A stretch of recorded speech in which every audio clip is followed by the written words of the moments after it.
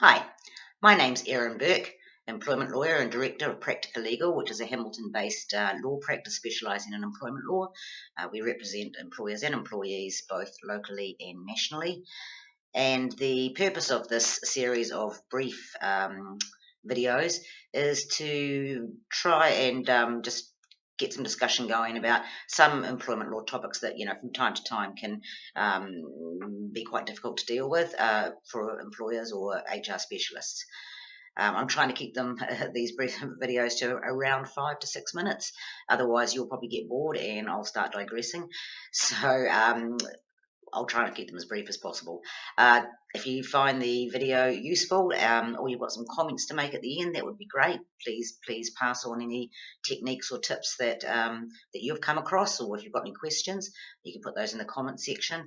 And also, if you find this useful, I'd appreciate if you like and share the video, and you can also subscribe to the YouTube channel so you'll get notification when each video is coming out. At this stage, I'd like to think they're coming out weekly, but we'll see how that goes, time permitting. Okay, the topic we're going to look at today is suspension. Now, you might initially think that there's not too much to a suspension issue, but it's actually got quite a few more fishhooks than might be, immediately apparent. A lot of employers appear to think that they have basically a prerogative or a right to suspend an employee during a disciplinary investigation, but that's not always the case. So basically, when you're looking to suspend, it's usually when an employee is facing serious misconduct allegations and there's a disciplinary process underway, and you need to think, well, can this person remain in the workplace during that investigation? Now, for a suspension to be justified, it needs to be both lawful and justified. Now, for it to be lawful, it means there needs to be a clause, a suspension clause in the employment agreement that allows for suspension, and that's usually going to be on pay. It's a rare employment agreement that doesn't have such a clause, and it's also a rare case where a suspension will be justified if there's no clause in the employment agreement. Now, for it to be justified, you need to ask yourself the question, why can this employee not remain in the workplace during any disciplinary proceeding or investigation? And that the range of reasons for that is actually reasonably limited.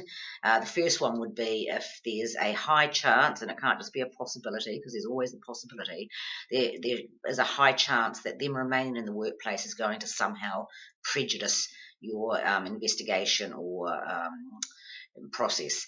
Now, that might be if there's a reasonably high chance of intimidation of witnesses, perhaps destroying evidence, anything along those lines that you think having them remain in the workplace is going to compromise and potentially derail your investigation. Now, the second reason is, again, if there's a reasonably high chance of sabotage to the business. Again, I mean, you could say that every time someone's facing serious misconduct charges, they may do something to sabotage your business. That's not sufficient. There needs to be some justification for you believing that there's a high risk that this employee is going to somehow sabotage your business. And thirdly, the other reason is if the employee is facing negligence allegations and they work in a safety sensitive area and there's nowhere else to put them. So a good example of that would be, for example, air traffic controllers.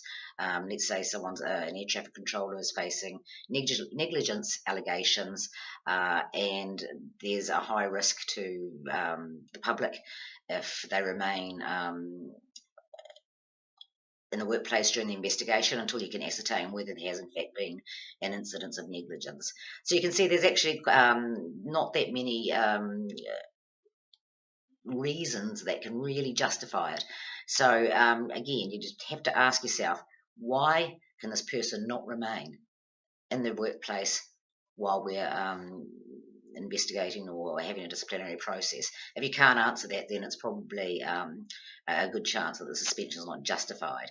Now, once you've ascertained that you believe the suspension is going to be justified, the next step you have to do is to basically treat it like you would a mini disciplinary. In general, you have to propose suspension. You have to give the employee, you have to give the reasons why you think suspension is appropriate.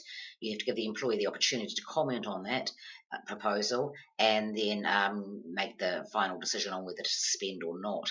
Now, the way to do this, I mean, best case scenario would be to send a letter saying, here's outline the details of the allegations, and at the end say, due to the nature of the allegations and for the following reasons, we believe that suspension is appropriate, so we're proposing suspension, and invite the employee to a meeting to comment on that.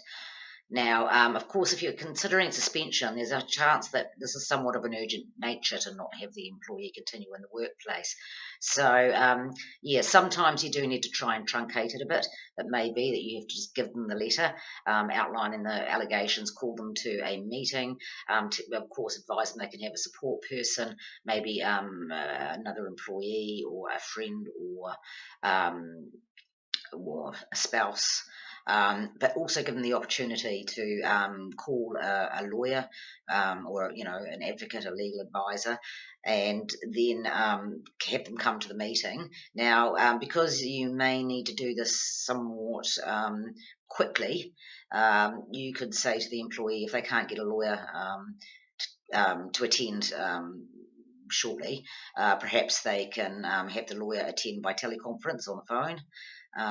So again, when you have the meeting, say, look, go over again, say these are the reasons we believe justification, that suspension is justified and why it's appropriate in this case.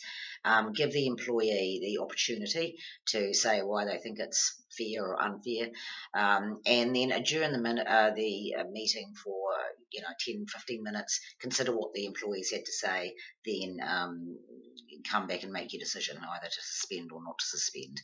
It's a good idea with meetings like that because they are a bit truncated.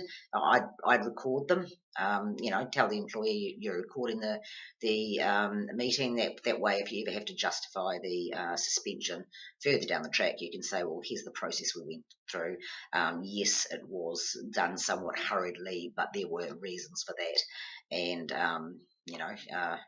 hopefully you'll have good reasons and you'll be able to justify that suspension. Right, so if you've got any comments, please leave them below, like, share the video, and you can also subscribe to the YouTube channel and see when they come out. If you need to contact me, you can contact me at erin@practicalegal.co.nz, or you can go to our website, www.practicalegal.co.nz. Thank you for watching.